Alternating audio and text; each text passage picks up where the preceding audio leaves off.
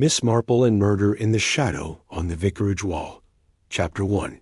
A Tea That Never Happened.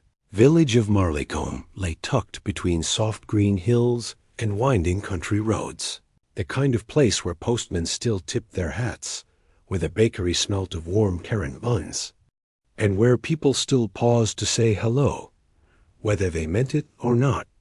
It was early autumn, and the air was beginning to crisp, though the hedgerows still clung stubbornly to their leaves. At the heart of the village stood the vicarage, a Georgian building with ivy crawling up one side and a crooked weather vane that hadn't pointed true north in years. It was home to the Reverend John Biddle and his quiet, nervous wife, Margaret. On that particular Monday, just past noon, Margaret had arranged a small tea gathering in honor of their newly arrived housemaid, Elsie Little, a shy girl from Little Mayfield. Elsie had come with good references and a timid manner. Miss Marple had, of course, been invited, not out of obligation, but because her presence at any gathering was, as Mrs. Biddle often said, rather like a steadying hand on one's teacup. Miss Marple, dressed in dove-gray wool and armed with a neat handbag and steady smile, made her way up the vicarage path at precisely 2 minutes past 3. She was not early. She was never early, but something was off. The front door was slightly ajar. A silence hung about the place, thick and unnatural, like dust settling after a quarrel. Miss Marple knocked softly. No reply. She peered in. The hallway was deserted, save for a dropped glove on the polished floorboards. A woman's voice cried out, sharp and trembling, from somewhere upstairs. Miss Marple stepped in, closing the door behind her with a quiet click. "Hello?" she called. Gently. "Mrs. Biddle? It's only me, Jane Marple."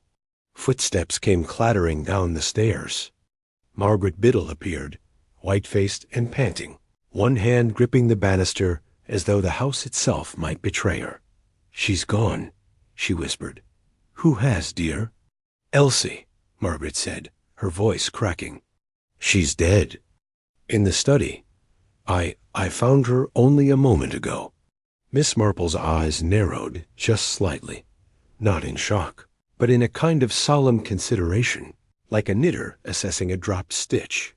Without rushing, without dramatics, she said, "I think perhaps we ought to ring the constable." Chapter 2. The constable and the curtain constable Derek Hodge arrived within 12 minutes of the call, his bicycle wobbling slightly as he braked too quickly on the vicarage gravel. He was a young man, broad-shouldered and sandy-haired, with a polite stiffness that hadn't quite settled into the comforting rhythm of country policing. Crime in Marleycombe rarely strayed beyond misplaced hens or overzealous garden shears.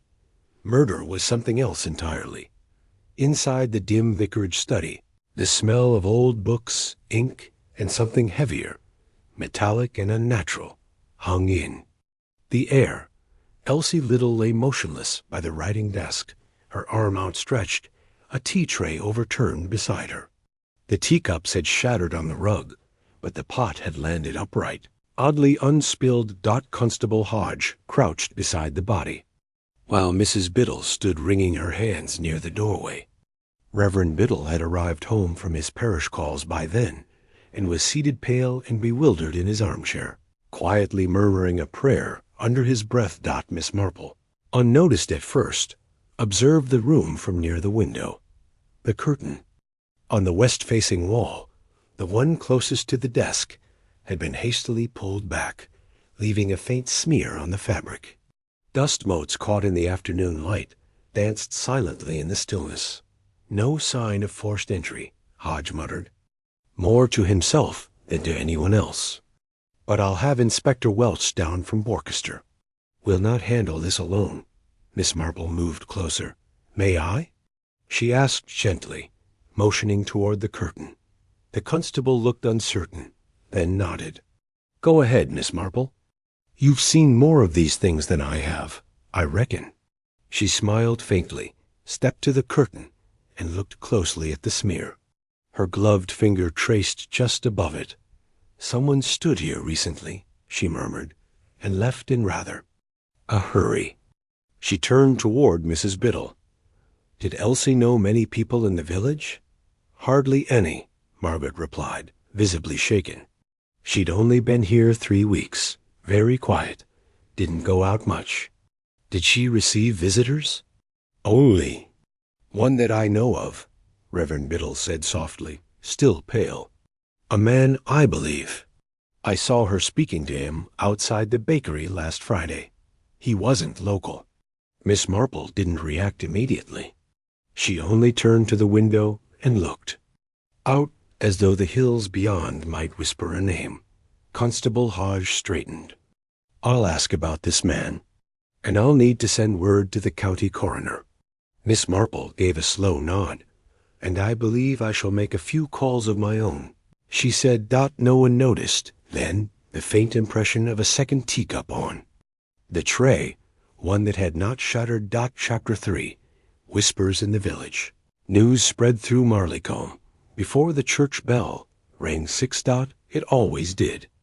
The village had a way of absorbing disaster, like tea into sponge cake, quietly, thoroughly, and with a good deal of whispering behind curtains. By morning, everyone knew that Elsie Little had been found dead in the vicarage study, and by midday they all had theories.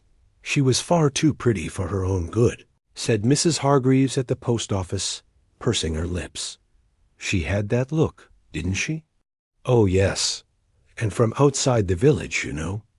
At the greengrocer's, Mr. Blanchard claimed he'd seen a stranger last week by the bakery, a shifty fellow in a brown coat, asking questions about the church schedule. By the time the Reverend's sermon began on Sunday, the entire village was quietly scanning the pews for outsiders. Miss Marple, meanwhile, spent the day walking. Not out of leisure, but listening. Marleycombe had its own rhythm, and she knew precisely where to find its pulse. The butcher's queue, the library returns desk, and Mrs. Portman's garden wall, where the roses were spectacular, but the gossip more so. She paused there just as Mrs. Portman was deadheading the pink climbers. "Terrible business," the woman said without greeting. "Poor little Elsie." "Yes, very sad," Miss Marple agreed, inspecting a faded blossom. "Had you spoken with her much?" "Oh, no, but I saw her more than once with that man, tall, thin, with a limp. Always waited for her by the corner near the vicarage." "That was odd, don't you think? Housemaids don't usually have visitors. Did you hear what they said? Only a word or two? Something about the letter, or letter, perhaps. I'm not sure." Miss Marple gave a thoughtful nod and continued down the lane. She stopped next at the bakery. Mr. Binks, the flour-dusted owner, greeted her with a warm grin. "Morning, Miss Marple. Buns just out. Lovely, thank you. And did you happen to see Elsie last Friday?" Mr. Binks wiped his hands on his apron. "That I did. She was outside with someone, not from here. Looked like trouble, if you ask me." She seemed agitated. Miss Marple paid for her buns and thanked him, her mind already arranging the puzzle in silent layers. By the time she returned home to her neat little cottage, she had formed a small list on a folded scrap of paper.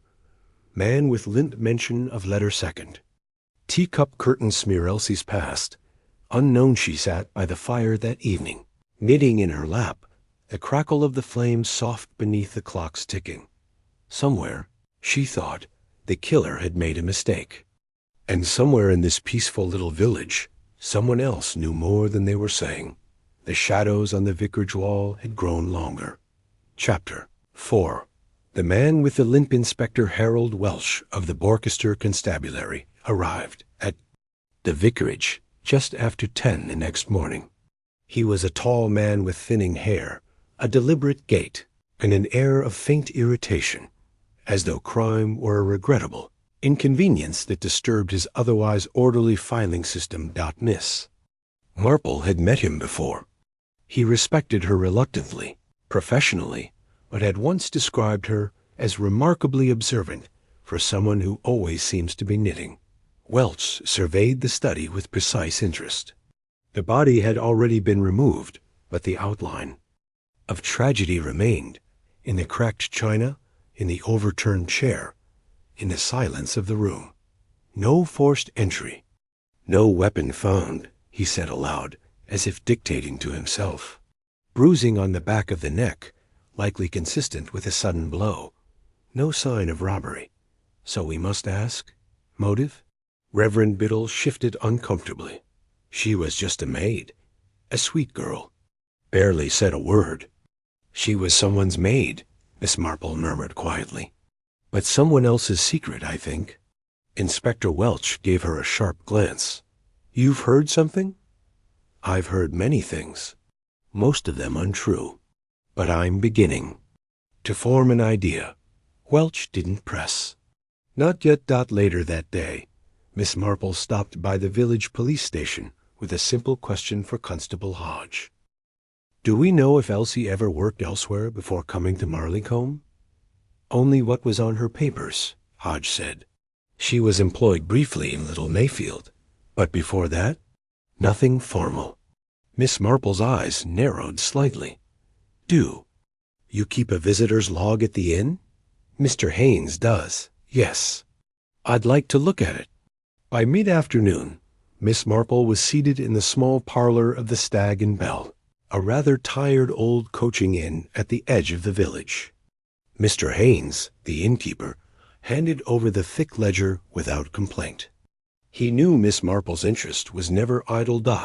She turned the pages slowly.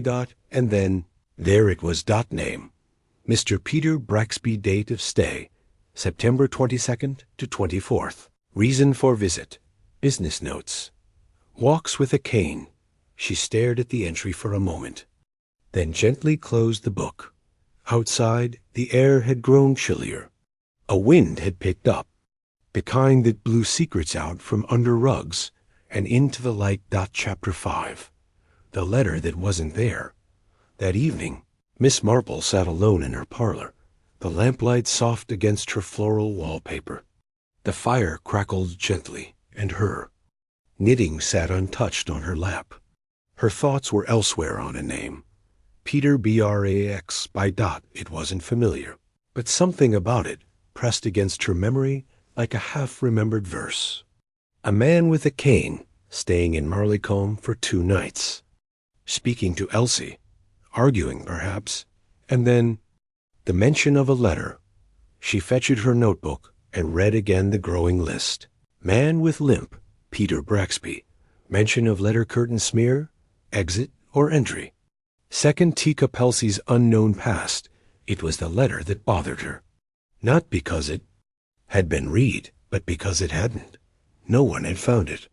Not in Elsie's room, not in the study, not in her handbag. Why mention a letter if it never turned up? She stood and walked to her writing desk, pulling open a drawer with a small collection of old letters and press clippings. A few names from past cases, a few from long-forgotten garden club squabbles. But in one clipping, dated 4 years ago, her eyes caught a name. Peter Braxby, accused in Leeds forgery case, released due to lack of evidence. Miss Marple stared at the name for a long moment. Forgery, blackmail, possibly. Fraud, the sort of man who would use a vulnerable girl like Elsie if it suited him. She returned to her chair slowly. Was it possible Elsie had known something? Held evidence? A letter that could expose him? That might be motive enough. And what of the second teacup? She closed her eyes and retraced the scene in the vicarage study. The untouched teacup on the tray, an extra cup, for someone else. But if Elsie had been alone when she died, why the second cup? It had been taken, she suddenly realized, cleared away or stolen after the murder. Someone had been there, long enough to drink tea, long enough to argue, long enough to kill. A knock interrupted her thoughts. It was Constable Hodge at the door, holding his helmet awkwardly in his hands. "Miss Marple," he said, "we've just received a call. A young lad from the inn says a man matching the description of this Mr. Braxby boarded the early train out of Borchester yesterday morning." "Then he's already gone," she said calmly. The constable looked troubled. "Do you think he did it?" Miss Marple was quiet for a moment. "No, not yet. But I think he frightened Elsie, perhaps badly. And perhaps someone else was frightened too. Frightened enough to act." She closed the door gently behind him. Somewhere in the village, someone still had that missing letter. And Miss Marple intended to find it. Chapter 6. The Garden Shed and the Truth Half Buried. The Reverend Biddle's garden stretched in orderly lines behind the vicarage, rose beds on one side, a small orchard beyond, and a modest wooden shed nestled between a row of laurel bushes. It was a quiet place, forgotten by most, but not by Miss Marple. On a cool Thursday morning, just 2 days after Elsie's death, she asked Margaret Biddle for a quiet word. "In your opinion, dear," Miss Marple began gently, "was there anything Elsie was frightened of? Anything out of place?" Margaret hesitated. She was still pale, still shaken. "She'd been distracted lately," she said. "She dropped a plate last week and wept like a child. I thought it was homesickness or nerves." "Did she ever go outside alone?" Margaret frowned. "Sometimes. To the shed. She kept it tidy, though I can't imagine why. There's hardly anything in there." Miss Marple's eyes twinkled slightly. She waited until late afternoon, when the shadows were longer and the village quieter. Then, walking slowly down the vicarage path, she slipped round the laurel hedge and approached the garden shed. It wasn't locked. Inside, dust hung in the air like soft gray lace. Garden tools lined the back wall, and a narrow wooden table bore an assortment of cracked pots and string. But under the table, nearly hidden by a crate of seed trays, something caught her eye. A folded sheet of paper. She drew it out carefully. The page was creased, torn slightly at the corner, and smudged in places, but legible. "Peter, I can't keep the letter. Someone will find it. I've hidden it where only a churchman would look. I'm sorry. I thought you changed. Number. Maine signed." But the handwriting was unmistakably feminine, the loops deliberate, the downstrokes sharp. Miss Marple tucked the note into her handbag, her mind racing. Hidden where only a churchman would look. That meant the vicarage chapel, or the church itself. And Elsie hadn't been writing to a stranger. She'd known Peter, perhaps more closely than anyone suspected. As she stepped outside, she noticed someone watching her from the far end of the garden, a figure standing very still near the orchard gate. When she turned to look directly, they were already gone. Back in her parlor that evening, Miss Marple laid the note on her side table and sipped tea, her eyes narrowing with purpose. Elsie had tried to do the right thing. She had hidden something, and someone else, perhaps not Peter at all, had been desperate enough to make sure it stayed hidden forever. She had enough now to suspect who had truly been in that study, but not why. Not yet. Chapter 7. Secrets Behind the Pulpit Sunday.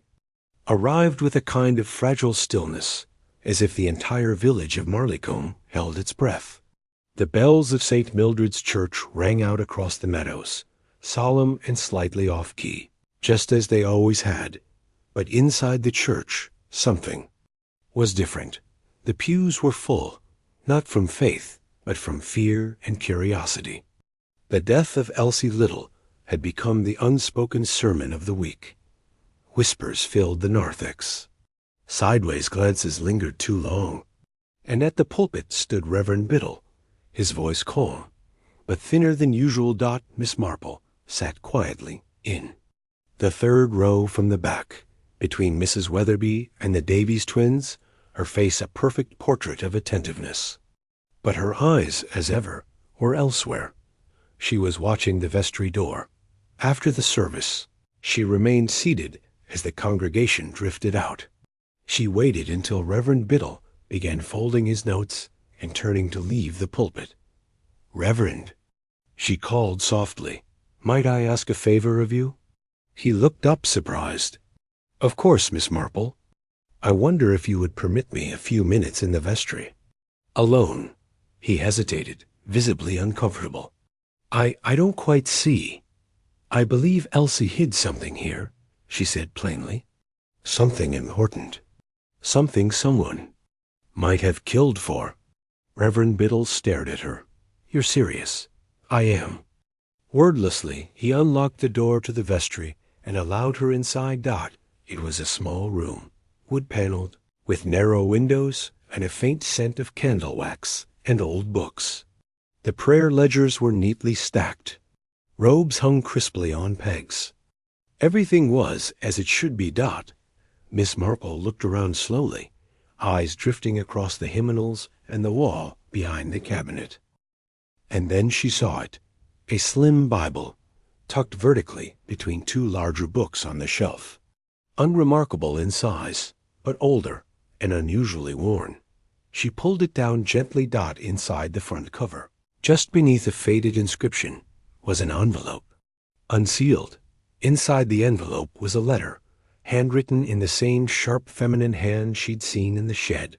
But this one bore a name. To whom it may concern, Peter Braxby is not who he claims.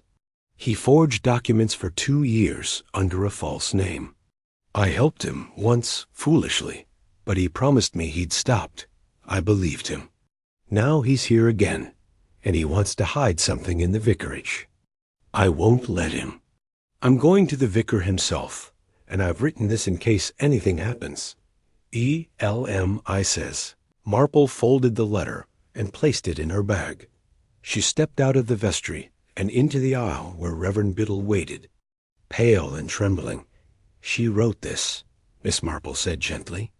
"Not to expose him, but to protect you." "Protect me?" He whispered. "She told you about it, didn't she? Confided in you. That's why she was in the study. You were going to help her." The Reverend's hands shook. He lowered himself to the front pew. "She said she didn't want to be used again. She said she wanted to start over. I thought I could help. I thought I had time." Miss Marple placed a hand on his arm. "You weren't the only one she told." And she walked out into the sunlight, her mind narrowing now on one name. Someone else knew about the letter. Someone who'd had tea that afternoon. Someone who hadn't meant to kill, but had panicked when Elsie threatened to reveal the truth. The real murderer was still in the village, and Miss Marple now knew who it was. Chapter 8. A visit to the schoolteacher. The village school sat on the far side of Marlecombe Green, with ivy creeping up its stone walls and the chatter of children echoing faintly through open windows. On most days, the school was a place of safety, simple, honest, and predictable. But on this day, Miss Marple approached it with purpose. She had an appointment at Miss Charity Denholm. The local schoolteacher had known everyone in the village for the better part of 20 years.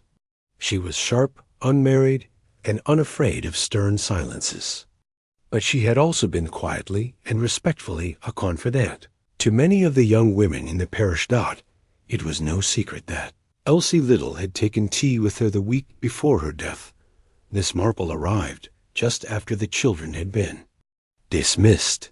The schoolhouse was quiet, papers stacked in tidy piles, blackboard wiped clean. Miss Denholm welcomed her with a nod. "You're here about Elsie," she said plainly, closing the door behind her. "Yes," said Miss Marple, "though I suspect you know why." The two women sat down in the little reading corner, beside a worn globe and a shelf of battered storybooks. "She came to me last Tuesday," Miss Denholm began. "She was frightened. Said someone from her past had turned up in the village. She didn't say his name, but she mentioned a man who'd made her do things she wasn't proud of. Sign papers, lie. Peter Braxby," Miss Marple said gently. Charity Denholm nodded slowly. She said he wanted to hide something. Document, perhaps, that she couldn't be involved again. She didn't say anything about a letter, only that she'd written one, a sort of confession. Said she'd hide it somewhere safe, just in case. Miss Marple leaned forward. Did she mention anyone else? Someone she feared even more? Miss Denholm hesitated. She said, someone in the vicarage didn't like her, said she was being watched. Not by the Biddles, but by someone else. Someone she'd confided in, then regretted. Miss Marple sat back, thoughtful. She confided in more than one person. Yes, and I think she realized too late that one of them was dangerous. Miss Marple rose. You've been very helpful. I believe you're one of the few people. She trusted Miss Denholm. Thank you. Outside, the sky had clouded over, the light turning dim and silvery. Marleycomb's chimneys sent up their evening smoke, curling into a breeze that carried secrets across gardens and through HEEEROWS. As she walked home, Miss Marple's thoughts circled a single question. Who knew about the letter and had access? To the study? The police had focused on Peter Braxby. But Peter had already fled. Someone else had stayed behind. Someone calm. Someone clever. Someone who had known exactly where to find the letter, and had come too late. And now Miss Marple was almost certain who that someone was. Chapter 9. The second cup. Miss Marple was not one for theatrics. Her methods were quiet, rooted in patience, memory, and the belief that human nature, however well disguised, always repeats itself. That morning, she invited Constable Hodge and Inspector Welch to tea. I believe, she said calmly, pouring the second round of Earl Grey, that Elsie's murder was not about the man from her past, but rather the secret she carried into the present. Inspector Welch leaned back in his chair. You're saying Peter Braxby didn't kill her? Oh, no. He frightened her, yes. But he left the village before she died. I've confirmed this. Constable. Hodge frowned. Then who? Miss Marple set her cup down gently. Let us consider the scene again. Elsie was found in the study. One teacup shattered, but an extra had been on the tray. 2 cups, not one. Yet only one person was supposedly present.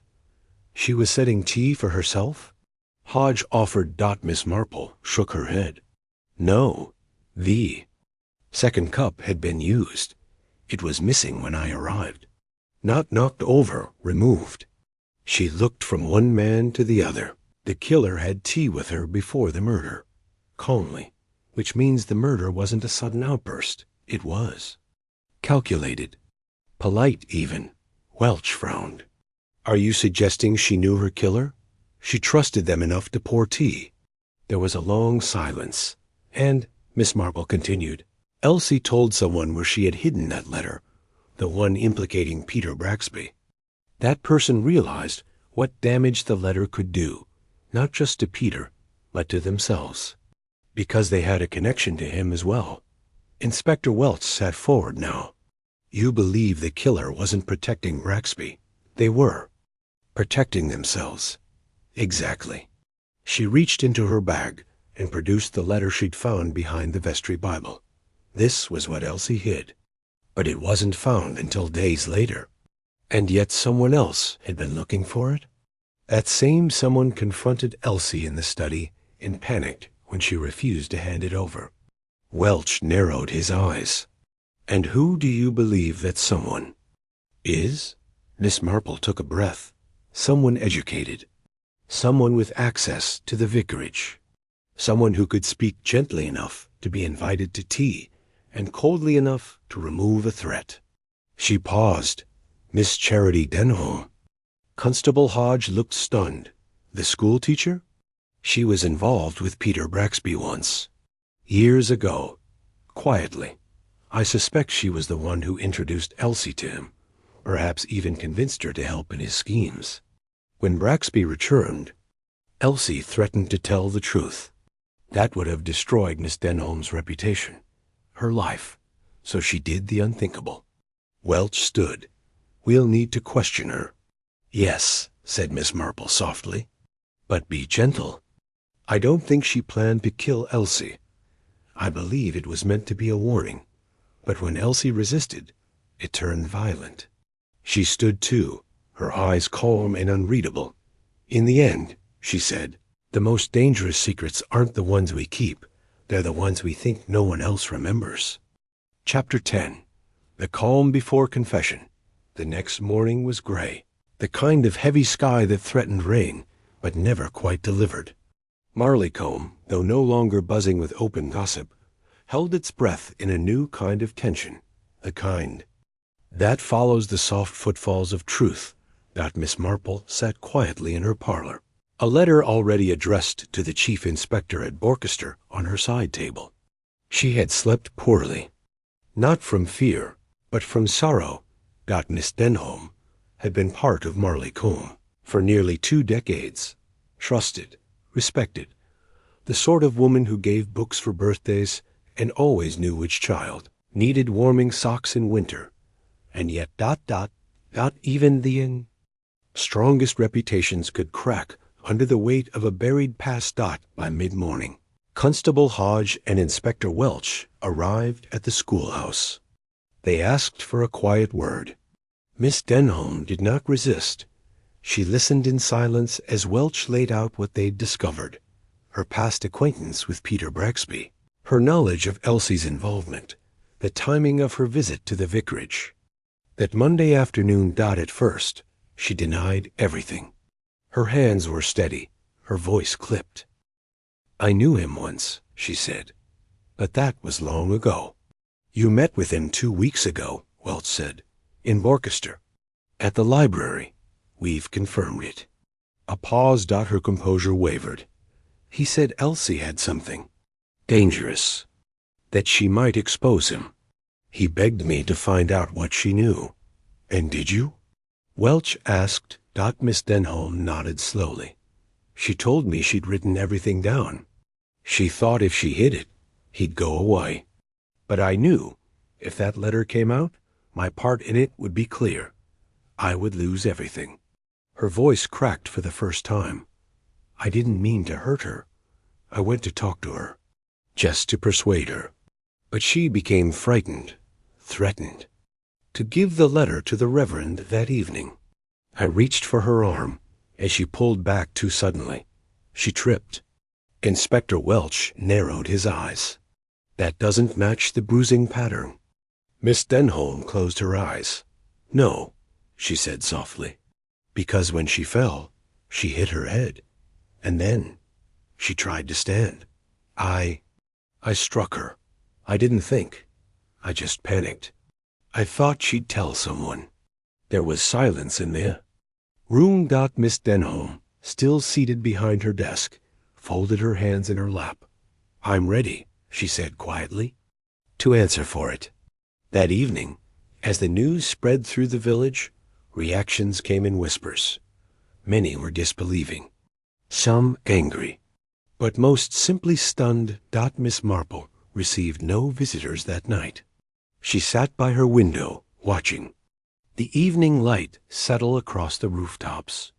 Her knitting remained untouched. She had uncovered the truth.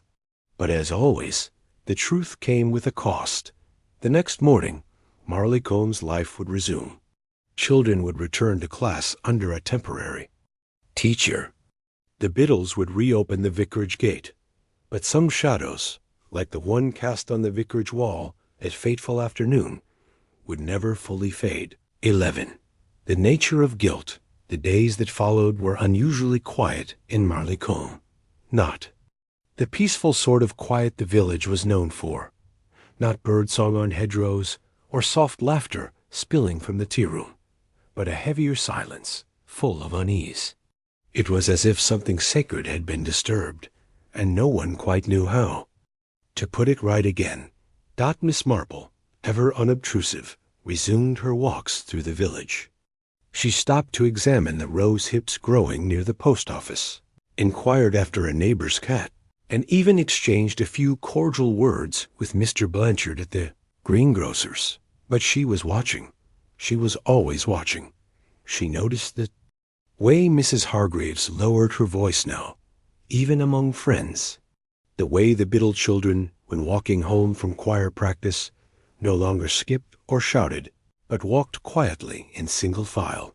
And she noticed something else.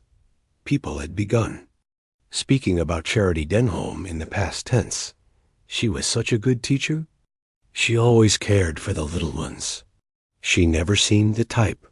But Miss Marple, having lived long enough and seen more than her share of disappointments, knew that the type was a myth. People didn't commit crimes because they fit a mold. They did it because they were afraid. She reflected on that one afternoon while pruning her lavender. Fear, not cruelty, had killed Elsie Little. Fear of disgrace. Fear of exposure. Fear of a ruined life unraveling like dropped stitches from a single tug. Charity Denholm had not been a monster, but she had made a monstrous choice. And as Miss Marple carefully trimmed the woody stems, she remembered what she had told Inspector Welch that morning. The law will punish her. Yes, but I think her conscience has already begun. That evening she received an envelope. No return address. A single sheet of paper inside, in a familiar hand. You were right, Miss Marple. I could never have lived with what I did. You gave me no choice but to confess, and in some strange way, I thank you for that. C.D. Miss Marple folded the letter gently and placed it in the small oak box where she kept things that mattered. Not medals or mementos, but reminders of justice, of sorrow, of humanity. And of the simple truth she had always known, that in every quiet village, behind every bright lace curtain, there were shadows, some long, some short, and some cast only by the people we thought we knew best. Chapter 12. Tea with the inspector the following Thursday. Inspector Harold Welch appeared, somewhat unexpectedly, at Miss Marple's cottage just after 4 o'clock. She, naturally, already had the kettle boiling. Chamomile or Assam? She asked, as if they were old friends discussing the house. Weather. Assam, if you please, he replied, hanging his hat by the door. I thought it best to pay you a visit before my final report goes in. Oh? She said, pouring. I assume the case is now considered closed? He nodded. Miss Denholm signed her statement. She's being held at Borchester Jail. There will be a formal inquest, but the Crown prosecutor is unlikely to press for a full trial. Her confession is thorough. She'll serve time, but quietly. Miss Marple stirred her tea without looking up. The village won't be quiet for some time. No, Welch agreed, sipping. It never is after something like this. They keep smiling, but it's thinner around the eyes. They sat in silence a moment, the clock ticking faintly in the background. A breeze stirred the lace curtains. At the window, then Welch leaned forward slightly. You know, he said, there's something I don't quite understand. Oh? Miss Marple said again, her tone light. Why didn't she just steal the letter before Elsie had a chance to hide it? She knew about it, knew what it could do. Why wait? Miss Marple gave a small, sad smile. Because, Inspector, Miss Denholm didn't believe Elsie would go through with it. She underestimated her. Welch frowned. But Elsie did hide the letter. She did, said Miss Marple, because this time she wanted to be free of both of them, Peter Braxby and Miss Denholm. She had spent years under the thumb of their influence. I think, deep down, she knew she was in danger. But she wanted to do the right thing just once before she ran. She planned to leave? Miss Marple nodded. I believe so, quietly, without causing trouble. Welch shook his head. Poor girl. They drank in silence again for a few minutes.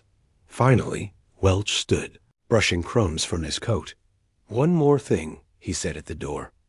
You never told me how you knew it was Miss Denholm. Miss Marple tilted her head slightly, eyes twinkling just a little. She told me herself, in a way. Not with words, but with the way she spoke about Elsie.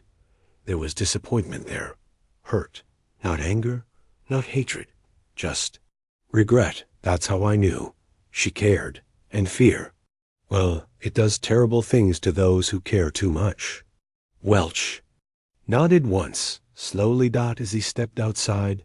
The clouds parted briefly, and a narrow shaft of sunlight fell across the vicarage roof in the distance. Take care of them, he said quietly. They'll need you. Miss Marple gave a small, firm nod. They always do. Chapter 13.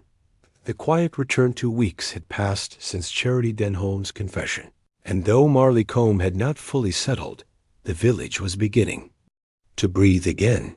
The Biddles had resumed their afternoon teas. Mr. Binks at the bakery began whistling as he kneaded dough.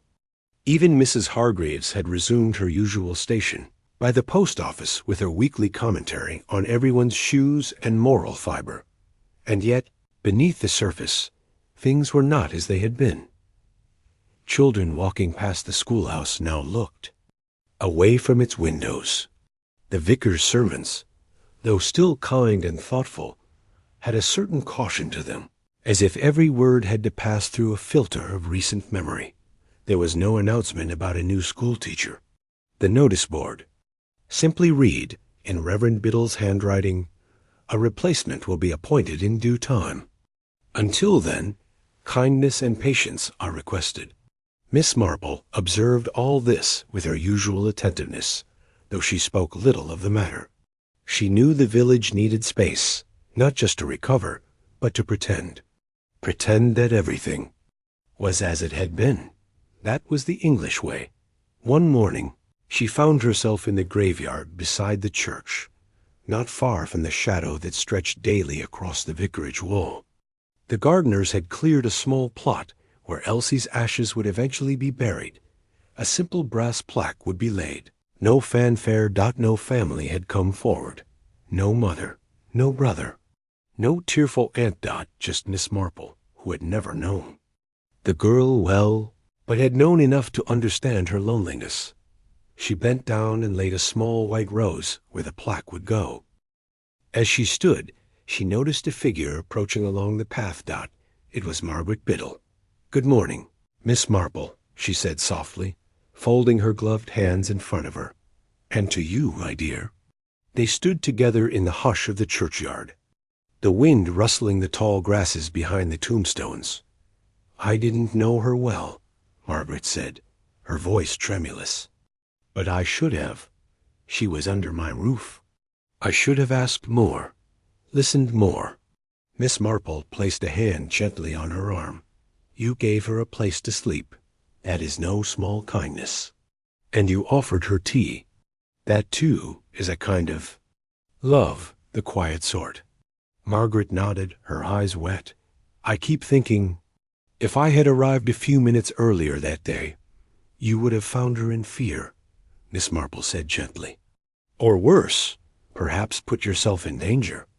Some things, my dear, are decided long before the final moment." They stood in silence a while longer, until the church bell tolled once, and the sun broke faintly through the morning mist. Dot, as Margaret turned to leave, she paused. "You never said," she asked, "how you knew it was Miss Denholm." Miss Marple smiled faintly, repeating what she had told Inspector Welch days earlier. "She cared too much. And in my experience, that is the only thing more dangerous than not caring at all." Chapter 14. The things left behind one rarely considers what a person leaves behind when they vanish from a village. Not just clothing or photographs, but impressions, echoes, a scent in the hallway, a crease in the fabric of everyday routine. Charity Denholm's cottage stood shuttered at the edge of Marleycombe now, ivy climbing higher on its stonework. A small notice had been pinned to the front gate by the council. Vacant property. No entry. But there were things inside that still spoke. Dot. Miss Marple had been granted permission, unofficially, through the sympathetic ear of Inspector Welch, to visit the house before it was emptied. Just to see, she'd said. To understand. She stepped through the small gate one misty morning and crossed the path to the front door. The key turned easily. Inside, everything was very neat. No sign of struggle, no chaos. The life of a woman who believed in order. Shelves lined with books. Austen, Hardy, Plato, modern education theory. A desk with lesson plans half written. Photographs of pupils from village fetes long past dot. In the corner of the sitting room stood a glass-fronted cabinet. Inside were a few keepsakes, a lace handkerchief, an ivory pen, a faded photograph of a younger Charity beside a young man with a crook smile and dark, restless eyes. Miss Marple studied it carefully. Peter Braxby, the same smile she had seen in a newspaper clipping. A handsome face, yes, but sly around the edges. The sort of charm that could turn cold. She opened the bottom drawer of the cabinet and found something else. A diary. She did not read much, just enough. Elsie trusted me once. I thought she was naive. I tried to protect her from Peter. And now she's turned on me. But perhaps I deserve it. I keep telling myself it was an accident. But that moment her eyes, I'll never forget the way she looked at me. Not frightened. Disappointed. Miss Marple closed the diary gently and returned it to its place. There was no satisfaction in the discovery. Only the slow, heavy ache of knowing that tragedy had rooted itself in lives too small and too private to bear its weight. As she left the cottage and locked the door behind her, she noticed a small boy peering through the gate, perhaps no older than 8. He was looking at the house, as if trying to remember who had lived there. Miss Marple knelt slightly and said, "That was Miss Denholm's house. Do you remember her?" The boy nodded solemnly. "She gave me a book once, about a lion. I liked her voice when she read." Miss Marple smiled gently. "Then remember that part of her. It was real, too."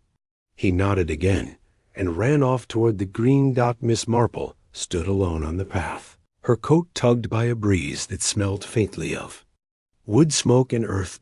In Marleycombe, as in all villages, people left more than they meant to. Some left grief, some left questions, and some, like Miss Denholm, left the full weight of their contradiction. Chapter 15. The village speaks word travels faster than the fastest horse in Marleycombe, especially when it's about something as dark as murder. By now, the village was buzzing again, but this time with whispers carefully hidden behind closed doors and lowered voices in the post office queue. The tea shop saw fewer smiles. The greengrocer's gossip was more cautious.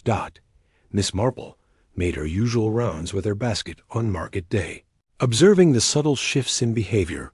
Mrs. Weatherby, always eager for news, leaned in close at the fruit stall. "They say Charity's family in the city sent word she might be in trouble years ago," she whispered. "That she came here to hide from it all." Miss Marple nodded, offering a faint smile. "Everyone carries shadows, Mrs. Weatherby." A few stalls down, Mr. Binks was discussing the matter with Mr. Lane, the carpenter. "Never thought Charity capable of such a thing," Binks said. "She was quiet, yes, but not cruel."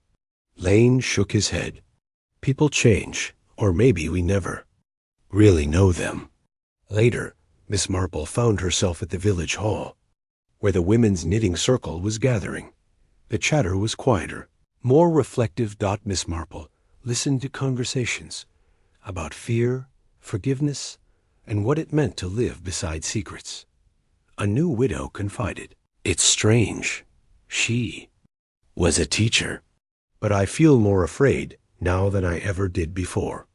Miss Marple spoke gently. "Fear often comes from misunderstanding, but it is also what keeps us cautious and kind." She left the hall with a renewed sense of purpose. In a village like Marleycombe, healing would take time. But it was not impossible, because the bonds that held them together, kindness, shared history, quiet resilience were stronger than even the darkest shadows. Chapter 16. The Return of the Vicar. Vicarage seemed quieter than usual as Reverend Biddle returned from a brief visit to a neighboring parish. His steps were measured, his face drawn with the weight of recent events, but there was a calmness beneath the weariness. Miss Marple met him at the gate, her hands folded in front of her. "Welcome back, Reverend," she said kindly. He smiled faintly. "Thank you, Miss Marple. It's good to be home, even under such circumstances." They walked slowly along the garden path. "Have you noticed," she began, "how the village seems changed? Not just in silence, but in how people move around one another." He sighed. "Yes, the trust feels fractured. And the church, once a sanctuary, now feels like a place haunted by suspicion." Miss Marple nodded. "But the heart of a community lies not just in buildings, but in people. And you, Reverend, hold a unique place in healing those wounds." He looked thoughtful. "It's difficult. I find myself questioning the very nature of forgiveness." "Forgiveness," Miss Marple said softly, "is not forgetting what happened. It is choosing to live despite it." Reverend Biddle smiled, a trace of relief in his eyes. "As always, you speak with wisdom." They paused by the porch. "Thank you, Miss Marple, for everything." She tipped her head slightly. "It's what friends do." Chapter 17. The lost hours. Miss Marple spent the following day quietly reviewing her notes. The fragments of conversations, the half-remembered glances, and the subtle clues that had emerged from the shadows of Marleycombe. One detail, small but persistent, gnawed at her: the timeline of Elsie's last hours. Neighbors had reported seeing her early that afternoon, walking toward the vicarage. Others recalled a brief figure leaving the vicarage shortly before the body was found. But the exact sequence remained unclear. She decided to revisit the vicarage garden, retracing the steps of that fateful day. There, near the laurel bushes by the shed, she found faint impressions in the soft earth, footprints too small to belong to a man, but too large for a child. The direction suggested someone had entered the shed, then left quickly, returning by a slightly different path. Miss Marple's mind pieced the moment together. Someone had come to confront Elsie. They argued. Tea was shared, as suggested by the second cup. But when Elsie refused to surrender the letter, panic took hold. The killer struck in the rush. The letter was taken from its hiding place, but then dropped or hidden anew. Miss Marple folded her hands, eyes closing briefly. The lost hours between confrontation and discovery were filled with fear, regret, and desperate silence. And though the murderer had confessed, she suspected there were still things unsaid, truths that would only come to light with time. Chapter 18. Shadows. In the past, Miss Marple sat by the window of her parlor, the soft afternoon light casting long shadows over the lace curtains. Her thoughts drifted back to the tangled history of Marleycombe, a village where the past was never quite as buried as it seemed. She pulled from her shelf a small leather-bound journal, one she had kept for years, filled with notes from past cases and quiet observations.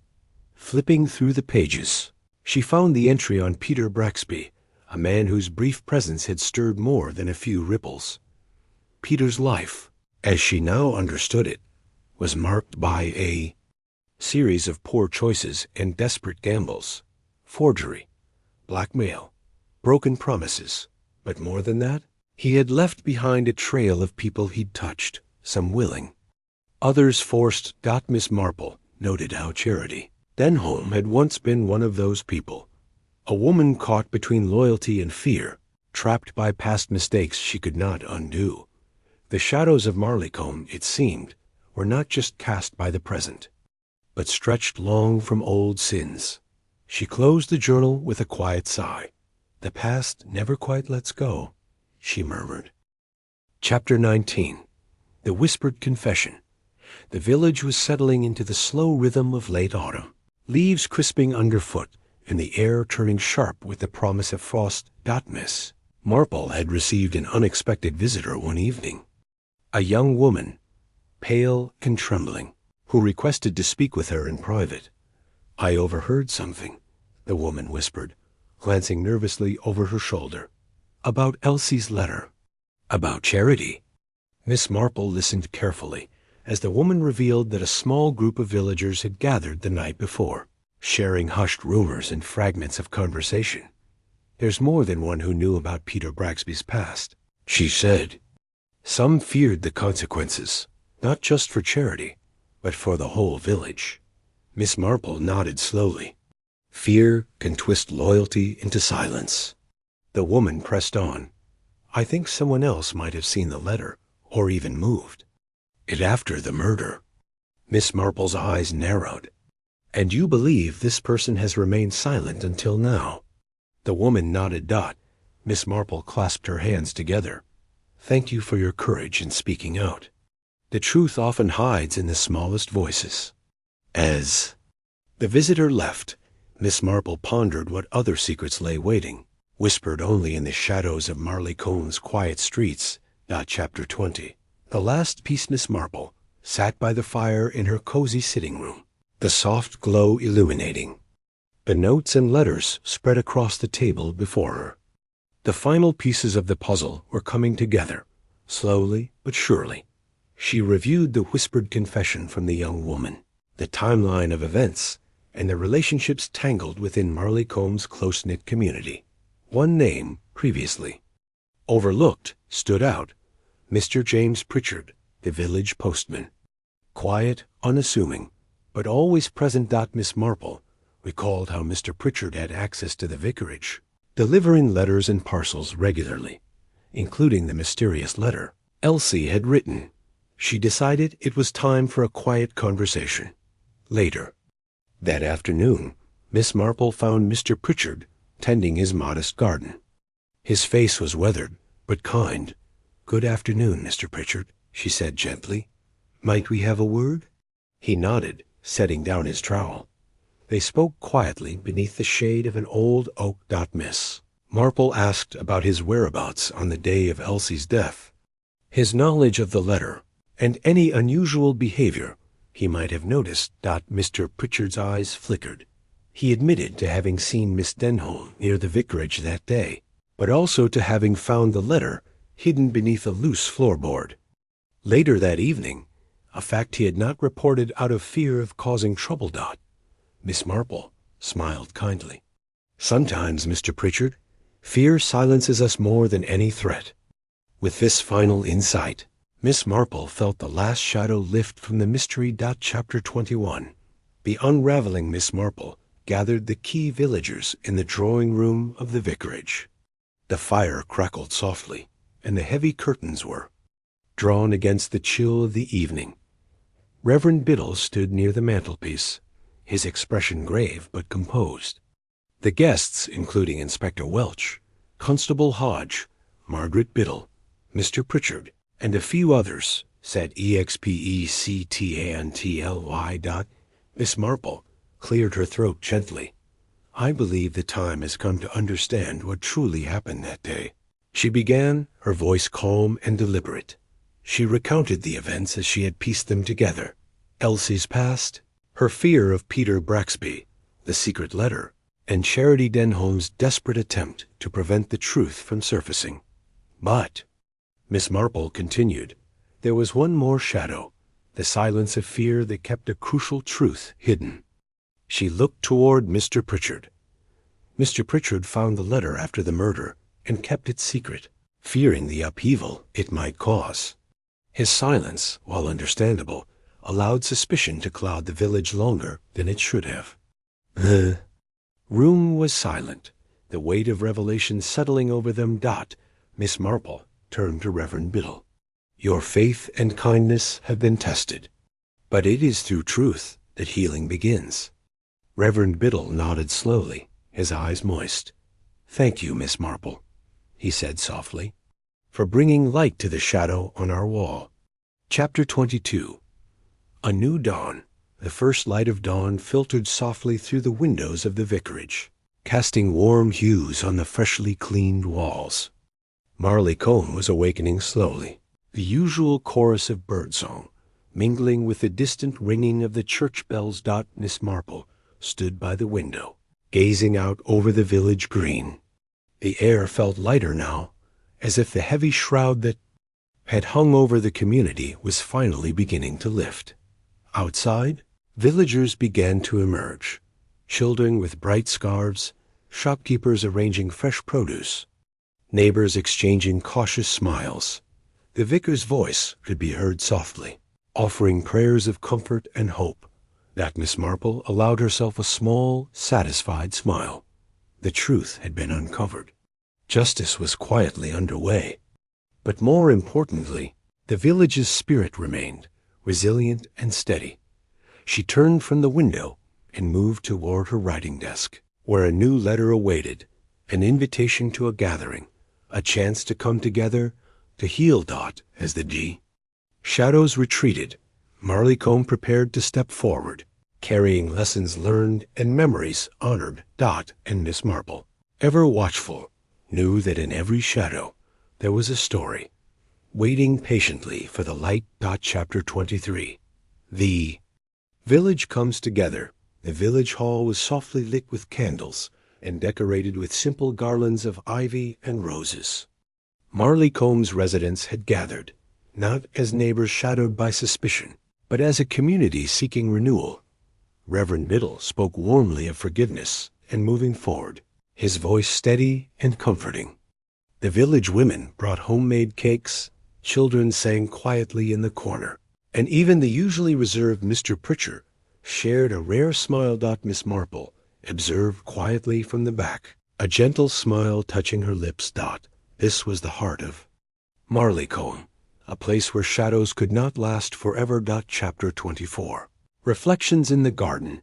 The vicarage garden was alive with the subtle sense of late summer blooms, the air soft and warm. Miss Marple wandered slowly along the paths, her fingers lightly brushing the lavender and roses. She thought about the events that had unfolded, the lives touched, the truths uncovered, and the quiet resilience of Marleycombe. The garden, like the village, was healing, new shoots growing among the old, shadows retreating beneath the light. As she paused by the ancient oak, she felt a deep sense of peace. Some mysteries left behind scars, but also the possibility of new beginnings. Chapter 25. The shadow lifts. The village of Marleycombe was quiet once more, bathed in the soft golden light of early autumn. The shadows that had loomed so long over the vicarage wall seemed to retreat, leaving behind a calm that felt fragile yet hopeful. Miss Marple sat by the window of her cottage, knitting quietly, her thoughts drifting to those she had met along the way, the frightened Elsie, the troubled Charity, the steadfast Reverend Biddle, and all the others who had shaped this story. Though the mystery was solved and justice served, Miss Marple knew that every village held its secrets, and every shadow had a story. She smiled gently to herself, content that this chapter had closed, but ready, always ready, for the next. As the sun dipped below the horizon, the village exhaled, and the shadow on the vicarage wall finally lifted.